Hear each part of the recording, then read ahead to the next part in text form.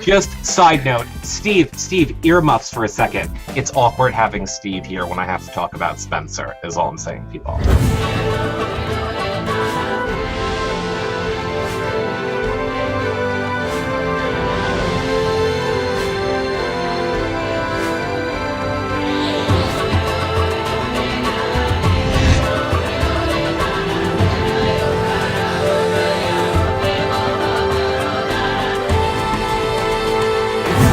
Hello, everybody. See, we're live. Phone calls.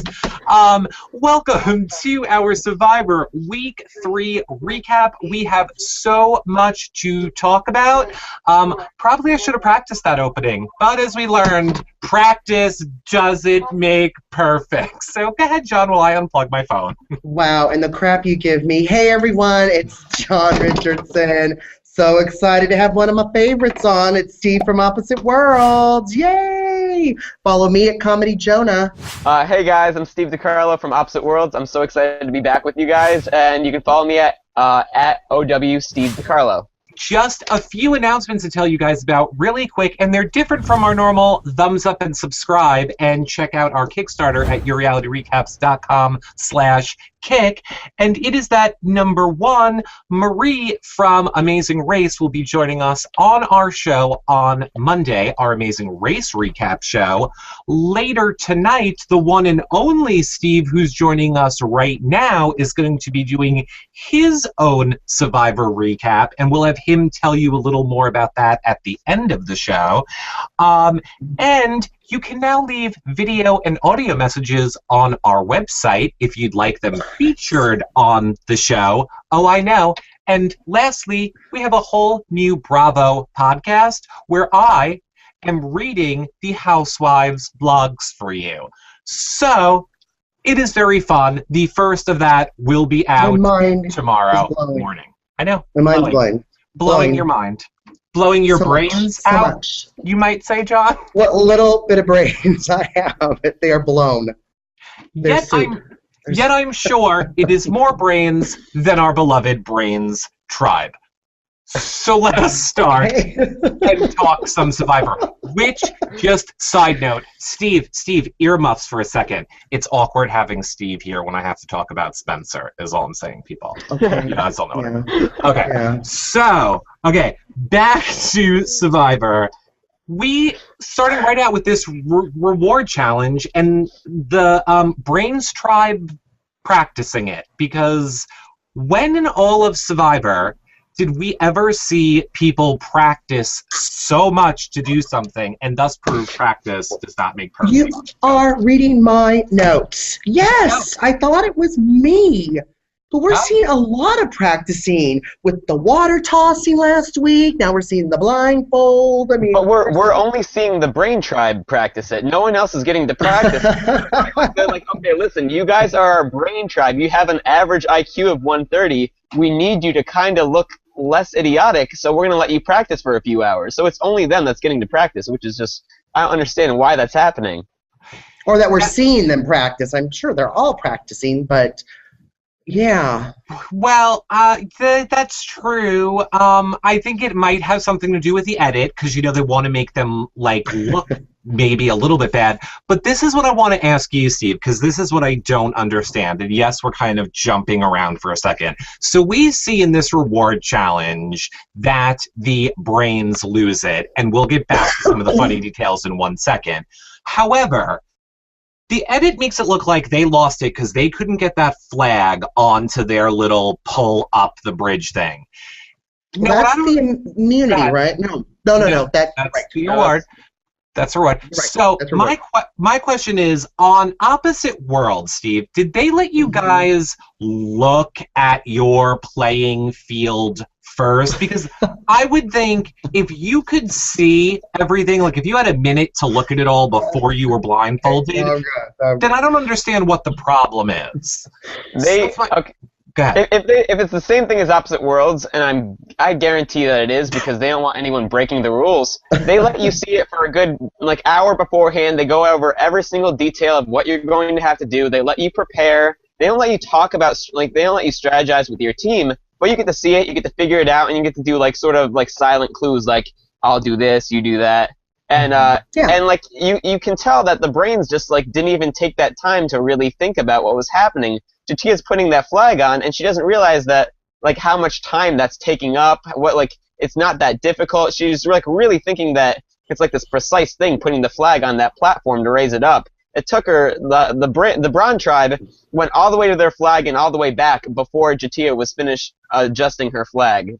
So yeah, I don't know what they're doing during that preparation period.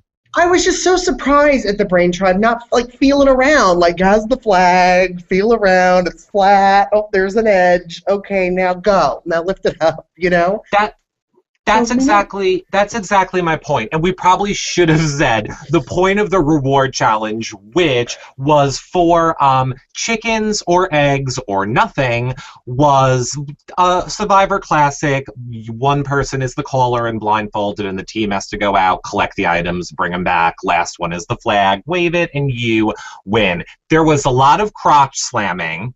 And again, we're all guys here, and I just have to say, none of them seemed affected by slamming themselves into those poles. I would have been in the fetal position for a good 20 minutes. Like, game over. Well, are you allowed to, like, put, like, half a coconut down there and just be like, oh, okay. Oh, that's a good point. Did you wear cups in your challenges, Steve? Yes, Steve. We wore cups to select challenges. The only challenge that I wore a cup in was the challenge that Frank was throwing tomatoes at my nuts. So that's a little different. But yeah, the challenge that we were blindfolded and walking around, we didn't have a cup. So LJ, I was is it LJ? That's his name? Yeah. I was watching him, and like, yeah, he wasn't really reacting. He got nailed in the nuts a few times, and he was just like, it's whatever. So that was a little shocking. I don't know what's going on down there, but he didn't seem too phased. Yeah, sorry, ladies. That's what I said that on Twitter last night. I'm like, sorry, ladies. None of these guys seemed affected by being, slammed in the nuts on that challenge. And what was with Jeff's announcing for it? It's like he didn't want to say it, or he didn't know how to say it, so he was like, "And LJ gets slammed in the place nobody wants to get slammed in." Oh. Now Spencer did too. That had to hurt. Like he wouldn't just say it. It was very awkward in his announcing of that challenge. Well, not seeing them react too much. It was like, you're just basically announcing tiny nuts, tiny nuts. Go ahead, Steve. My notes said the same exact thing. Where I'm like, is Jeff allowed to say balls on television? Because he just refused to say it. I was like laughing every time he got hit in the no-no spot. Right, that's what he said, the no-no spot.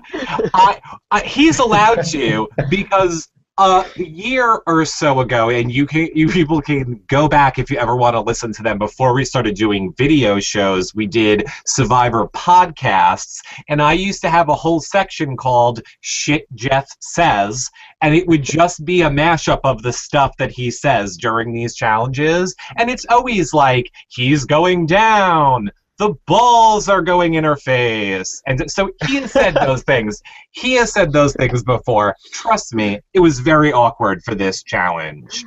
But yeah, it was so shocking to see the brains be in the lead and then just fall out of it because of Jatia. Like, I don't get it at all. Go ahead, John.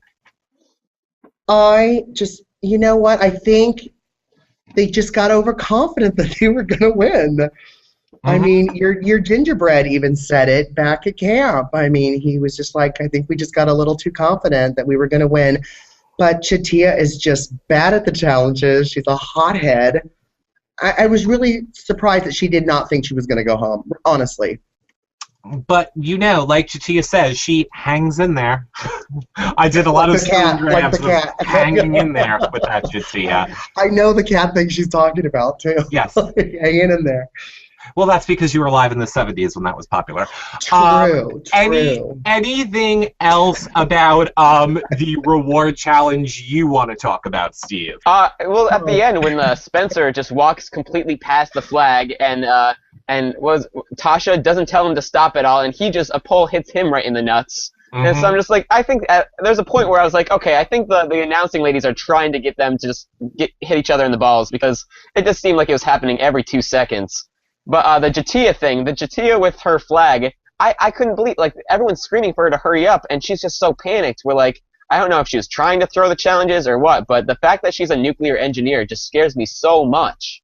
Oh, from the beginning, right? Even building the shelter.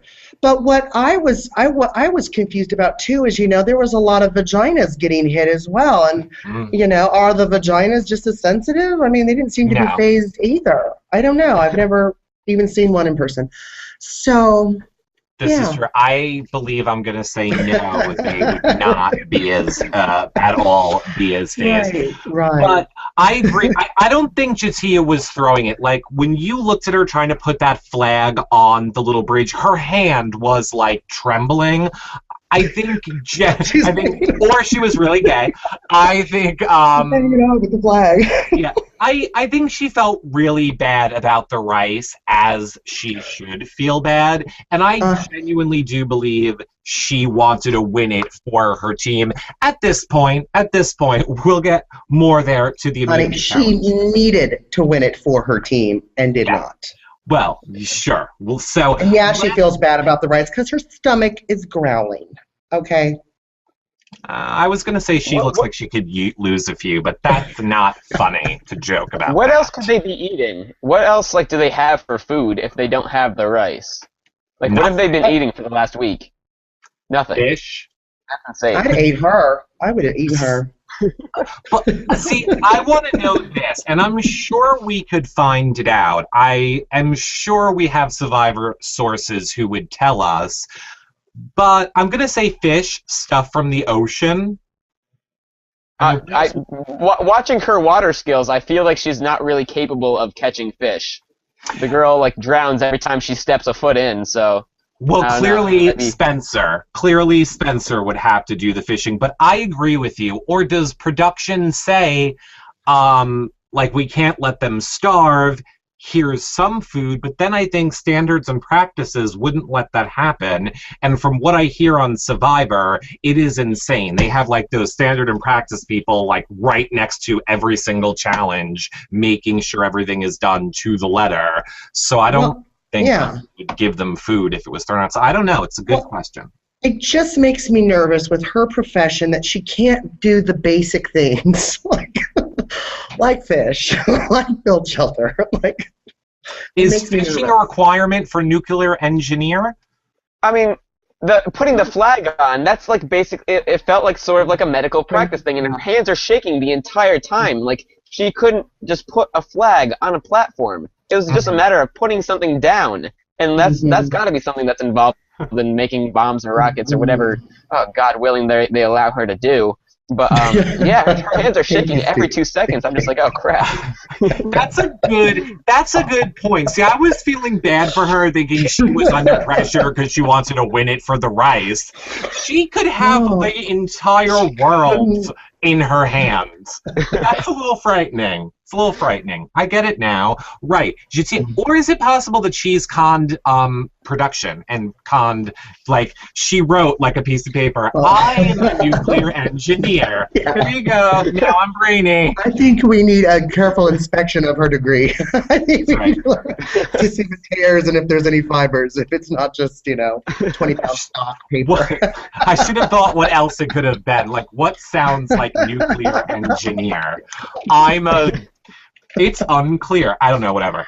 Okay. I know. We then come out of that reward challenge. We kind of flip back to the Brawn tribe where we again see Sarah has bought into this lie that Tony has told her that Cliff is coming after her.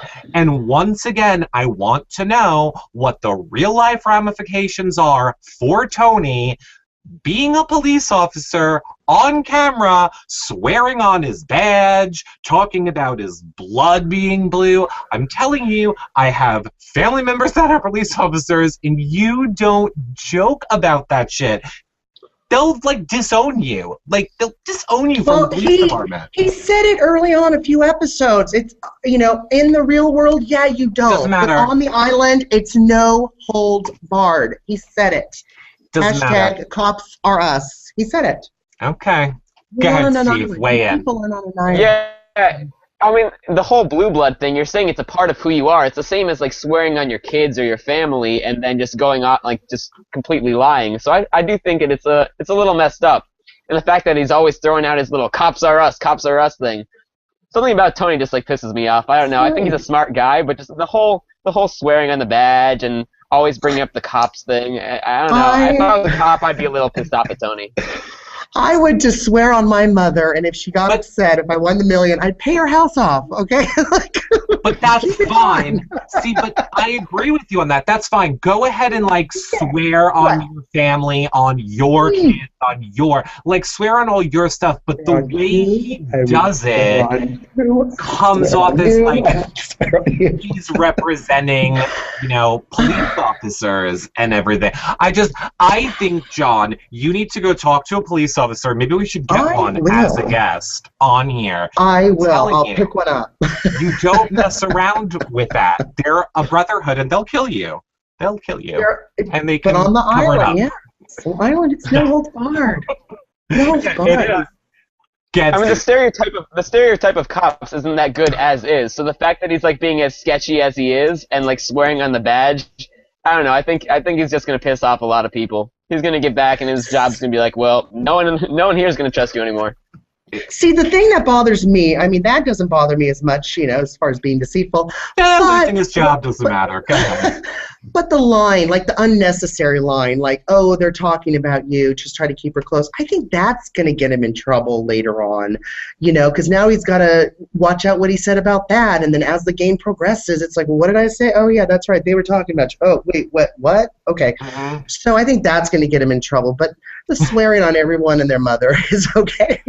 And I feel like Cliff is not a confrontational enough person to, like, I don't know if it's just his edit, but Cliff seems like a bit of a softie, so he doesn't realize that all this stuff is happening behind his back. So I think Tony picked the perfect person to target, where Cliff's obviously a threat, but he's not going to fight back. He doesn't have a good enough social game to be like, hey, I didn't actually say this. Why is everyone like talking behind my back?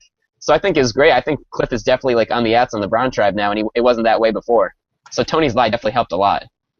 Oh, it 100% helped. And I think Cliff kind of falls into that category of, and I hate to say it, but black people. No, I'm kidding. That he has money. He doesn't have that fight behind him because the comedic rehab people, because he has money. He doesn't have that strong of a drive to want to win $1 million. He probably just really loved Survivor and wanted to be on Survivor. So I think we've seen that from people in other seasons. The crazy doctor guy who was like, I just want to make it to the final 3. I got money. I don't even care. You can vote me off at 3. Blah, blah, blah. I just think he falls into that category. And I don't buy that Sarah is an investigator for the police either. Sarah. Because you might have a problem. You might have a problem with your job, too. Well, everyone is going to help you and promote you up because you are loyal to police officers. You're, like, commanding lieutenants, and people are probably like, dude, he is horrible at investigating. They're like this, don't say our precinct name, don't say our precinct name, don't say our precinct name. Some of their job descriptions are just amazing to me. That I feel like the hairstylist with the dreadlocks has the worst hair on the show.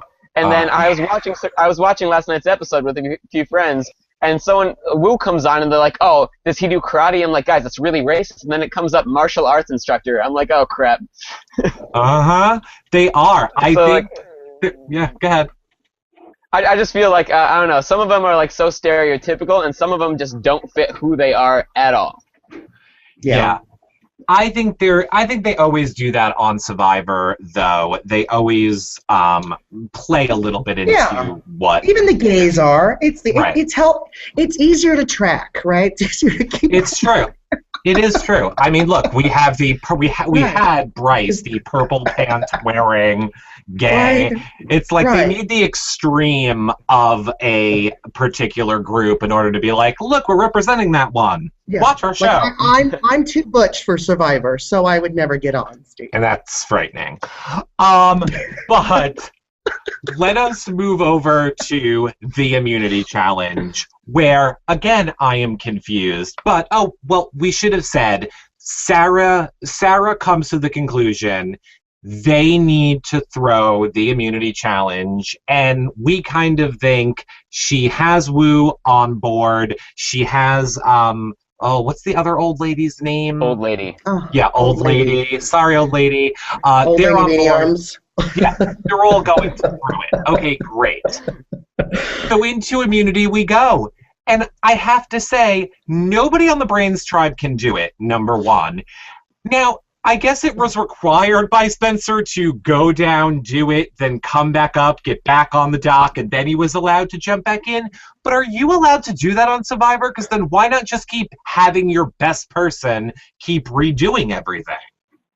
I don't get it. Yeah, that made no sense that the one person got to do so much of it. I figured they would like make everyone cycle. At the very least, they would make everyone go, try, then tag back like Jatia did, where she kept going back and forth without the buoy. So the fact that Spencer just got to stand up and then jump right back in, it made no sense, because why wouldn't everyone just have their best swimmer do that? Yeah. Right. Well, you guys comment below and let us know about that, if anyone has any little Survivor insights to that. Now, we also see Sarah, old lady, maybe kind of a little bit of Woo there at Old the lady end. beanie arms. all throwing this for the Braun team. And I also want to know this, comment below, and then we'll get to some of your questions, is that, would you ever throw a challenge in Survivor? So I will start with you, John. Would you ever throw a challenge? Does that make any sense? Because they did it. Like, they all talked about doing it, but we see people talk about it a lot. The Braun actually did it. So would you ever do it? Yeah. If it meant that you were going home, yeah. I'd sacrifice you in a second. Okay, well, there you go, Steve. I personally, I wouldn't do it this early on. I just feel, I guess the merger's next week, but I just feel like it was such a bad spot to do it, just because Wu was a bit of a swing vote there, and Wu obviously is close with Cliff. So I wouldn't just trust him so much that, like, once it comes down to the tribal council, he would vote Cliff out. Like, yeah, it would have been the smart move, but I wouldn't trust any human enough to, like, they've only known each other for a few weeks now. I wouldn't trust anyone enough to guarantee that someone's getting out. So there's no way I would throw it there.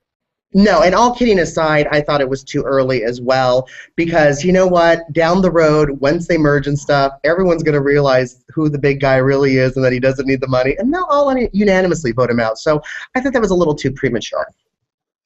Yeah, I definitely agree. I thought it was too premature. And I don't understand, and now maybe this is a lack of protein or nutrition or whatever on Jatia's, and I'm trying to give her the benefit of the doubt, not just say, you're horrible, you suck. Like, she just did not care returning those balls. She's like, backstroke. Nope, didn't care. She didn't want to return the balls. And maybe the other teams were struggling too. I don't want to pretend to know what it's like not to eat or have any energy in your body, but God, pretend a little bit. Little bits. The first week she showed that she couldn't swim. When they were doing, like, they had to race to that cage to get the puzzle pieces, she was awful at that too. She was like, that's not even editing. She was just clearly in the back of the pack of everyone on every team. So I think Jatia just, like, doesn't know how to swim. I don't know. That must not be something that's required at nuclear engineering school. But yeah, she couldn't figure out how to just scroll down 3 feet and just pull out a buoy. And then she comes back and she's just flailing around. And then they choose her to be the person who retrieves the balls when Spencer's shooting them. Why the hell is she there? Why not stay on the platform with Spencer and just cheer him on? Why is she the person who's like flopping around in the water? Yeah, Jatia, go build a rocket. We got this. Okay. Get some branches. We got this. Now that you mention it, where was Cass that whole time? She made one attempt for a ball, and then we never saw her again. So she was the one left on the platform cheering? The Cass lady? I don't get her at all. I don't know. It was an interesting challenge. Of course, no surprise at all. Beauty won.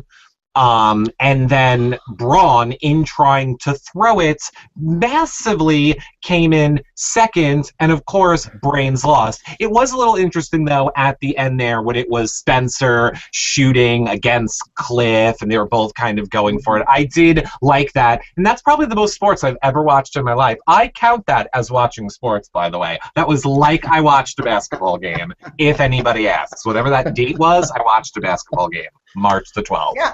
Bingo. I was eating a hot dog. Yeah, I was eating a hot dog. So. Yeah. Do you guys think it's a coincidence that the week that the Braun tribe was trying to throw it and get out the basketball player, that it was a basketball-related challenge? Normally I would so be there with you, Steve. Like I would normally so be there with you, but no, because they clearly had to have that set up, earlier in the day, and it seemed like that plotting happened earlier that morning. If that plotting happened earlier in the week, then sure, I think there's definitely something to that. If that plotting happened kind of the same day as the challenge, then I don't think so, because I think it takes them like more than a day to set up a challenge. But that's my official answer. You guys comment below and let me know what you think. John, what do you think? I thought it was pretty funny that it was a basketball challenge, and I thought it was pretty funny how they're trying to throw it. And it was their basketball guy doing it. Yeah, I see where Steve's going with that. It was quite a coincidence. Your boy Spencer was beasting it though. Like he was shooting pretty good. They were all getting there. They just kept falling out. I felt so bad for him. You can see him like tensing up. He's trying to beast mode it a little bit. He's trying to like get all crazy, and it just wasn't working for him. Everything was just bouncing right out. And then Jatia tries recovering one, slaps it right out of the whole like competition area. Her ball just swims away, and I'm just like, well, that's going to take an hour to retrieve. So, clearly. 100% Jatia Runa. I tweeted out a picture. I tweeted out a bunch of pictures last night of Jatia doing her hang in there, and Spencer with like his neck veins popping out and saying beast mode, which P.S. Frank from Opposite Worlds did not like that I said that about Spencer. So we see the Brains tribe leave the immunity challenge defeated again, and surprisingly Spencer has to now try and convince Cass and Tasha not to keep him. Oh my god. And people are wondering, like, was this the right move? So I have to ask all of you watching, did the Brains send the right person home? Spoiler alert, they sent home Jatia. But a lot of people are saying they made the wrong move. I think those people are crazy. You guys let us know what you think below. Steve, what do you think about the whole tribal council and what went down? Well, I just had an issue that Spencer needed to say anything. He should have just been able to sit back, and like Cass and Tasha should have just been like, okay, this is an easy decision. This isn't difficult whatsoever. So once they get to the tribal and Tasha's like, hey, what should we do to Cass? Like pretty openly in front of Jatia and Spencer. I was like, you've got to be kidding me. Like the fact that it's a tribal council, you've had hours to make this decision and you still haven't figured it out. This is a mess. Well, just looking at it themselves, too, and shaking their head, right? Yeah, it drove me absolutely insane. I would have still been mad about the rice. Like, you suck. You can't swim. You can barely walk. You're hanging on everything. You're hanging right now, okay? You're out. It would drove me absolutely nuts. But I love, once again, as much as I can't stand a shit-stirring Jeff, I love a shit-stirring Jeff. He's not even listening to Spencer's answer. Forget about them not listening to Spencer's answer. Spencer just starts answering, and Jeff's like, Spencer, they're talking about you. They're talking about you. Right now, they're talking about you. They're talking about you, Spencer. And I'm like, shut up, Jeff. He's such a shit-stirrer. Look at their heads. Look at their heads. They're nodding. Look at their heads. Right. Yeah, their heads are nodding. I just like that in that moment, Jeff was like the voice of America, where he's like, Jatia, do you realize that you have sucked in every competition thus far? Jatia, do you realize you threw out your tribe's food? Do you realize you suck at everything you do? And Jatia's just like, well, I'm very loyal and trustworthy. And Cass and Tasha are like, yeah, that. I'm like, you've got to be kidding me.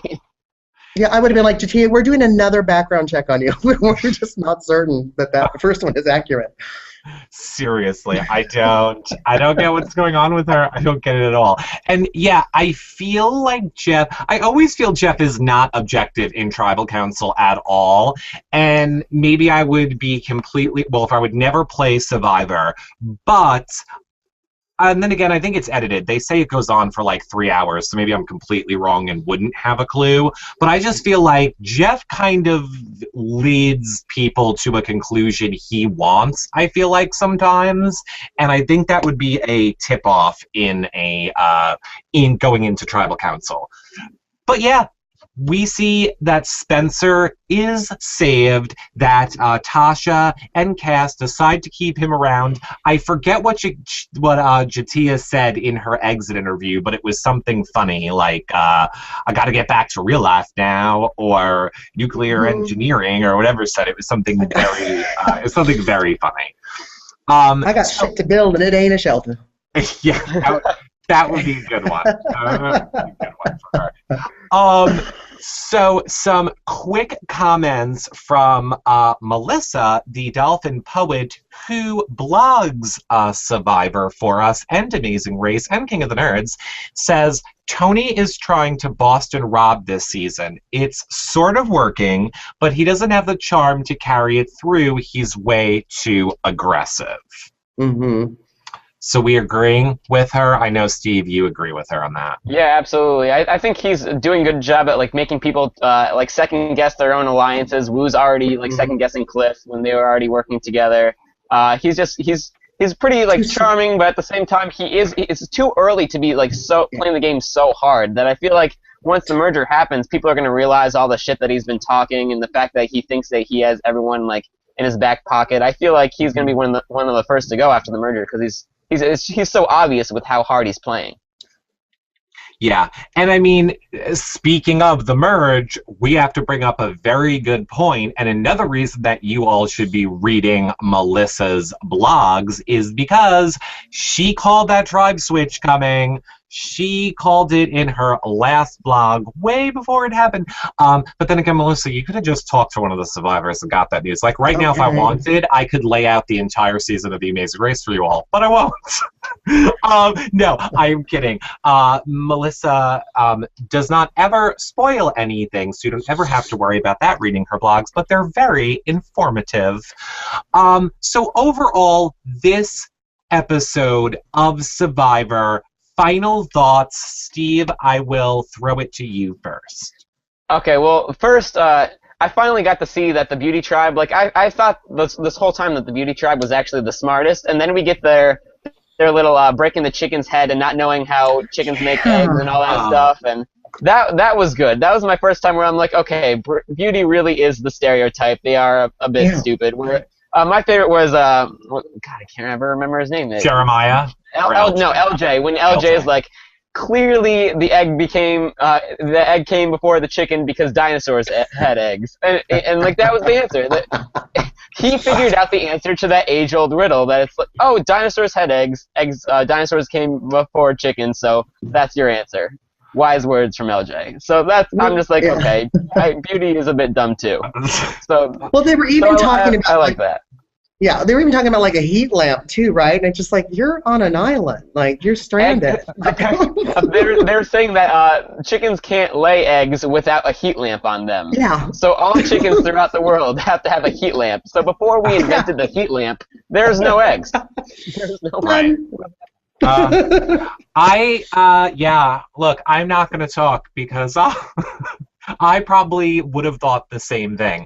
I get it. So the right answer is female, and let's even go with all bird species, they're always just producing eggs. A male of the same species has to come along to fertilize it in order to make an animal come out, right? That's the final answer? I'm pretty sure that's the final answer. That sounds right. Yeah, it's good. Yep. Good times. All right, so maybe I learned that when I was about 18 and my parents had a bird, and I was like, why are these fucking eggs coming out of here? And I thought there were chickens in them, and then there weren't. So there you go. I learned it when I was 18. Not that bad. Not that bad. Right. They're not that smart. I also think, what was his name? Jeremiah in the beginning was like, so, I didn't just want to, make that move, because, he must have said, 9 million times in the beginning. And all I wanted, if anybody remembers Spencer from last season's Big Brother, all he used to say was, I don't know, 15 times during every conversation. I want to put them two together. I don't know. I know. I don't know. I know. That would have been a good conversation. John, final thoughts on Survivor this episode. It's really tough with us male models, when we have to actually get our hands dirty or feathered. So, no, my final thoughts were I still like Jeremiah. Tony's gaining a little bit, but again, he's playing too hard, so keep it pipe down, Tony. Although it's too late. Are you guys both Team Spencer? Oh, I am, of course, Team Spencer, because I love me some Team Spencer, but I don't think John is. John, who are you, Team? I'm Team Jeremiah.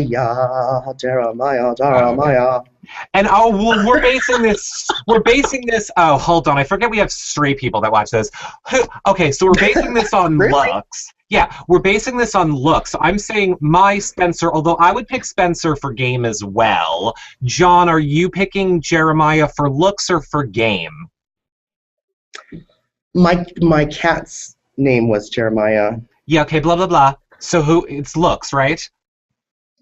You're No, picking my Jeremiah. cat. Because it was my cat's name. Okay, let me ask you this, John Richardson. Don't cry. Who is playing the best game for you? For me. Spencer.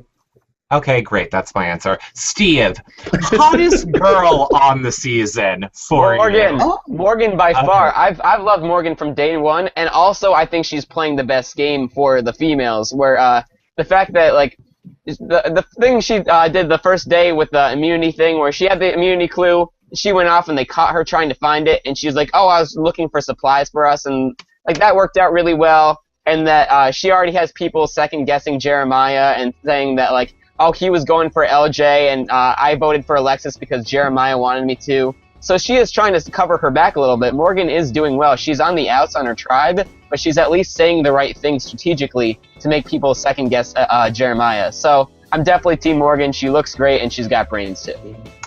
Perfect. All right, John, I know you got to run, so go ahead and do your outro.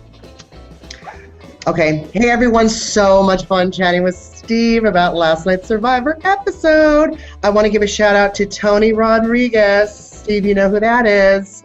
Go to yourrealityrecaps.com/kick and check out our Kickstarter video. Donate, share. If you like what you're seeing, let us keep doing it by helping us out. Bye, guys. Okay, brilliant. Steve, you go ahead, do your outro, but let the people know about your Survivor show really quickly. John, you can disconnect if you need to. Steve, All right, bye, Steve. Tell them, who you're doing your Survivor show with, and stuff like that so that they know.